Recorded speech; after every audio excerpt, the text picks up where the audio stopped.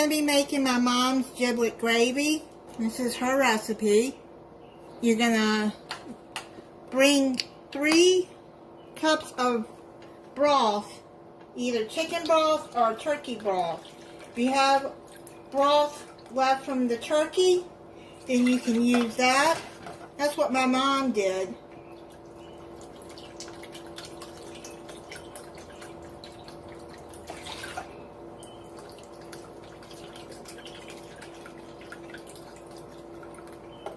Since I'm making this ahead of time, I'm using the reduced sodium chicken broth.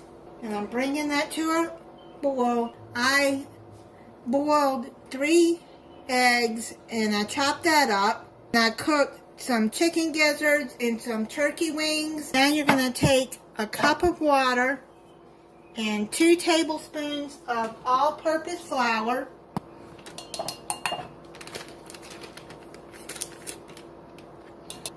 And whisk that together until it's all stirred in good. Now put the flour in there.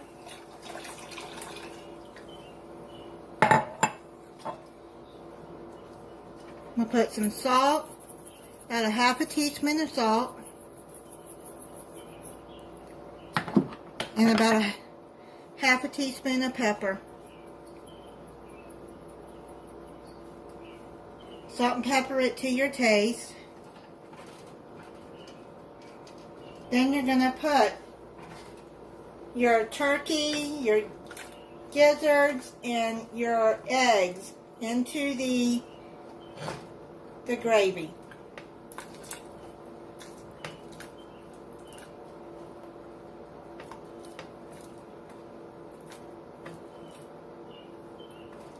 Now my mom, when she made a turkey and then she made the gravy, she took the meat off of the neck, she chopped up the heart, the liver, all the insides of the turkey, and she put in this. But since I'm going to just be making a turkey breast for Thanksgiving and not a whole turkey, I went on and bought the gizzards and the turkey wings separate so I can make the gravy.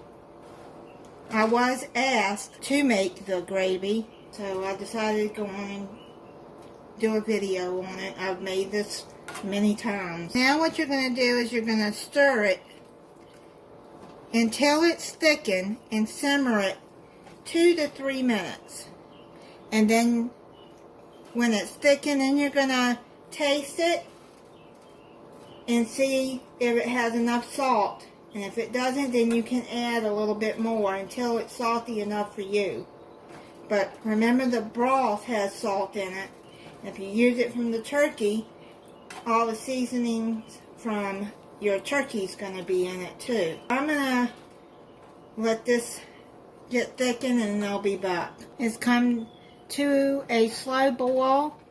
I'm going to let it simmer for about 3 minutes or until it's thickened. Just make sure you stir it occasionally. I just tried it and I added just a little bit more salt.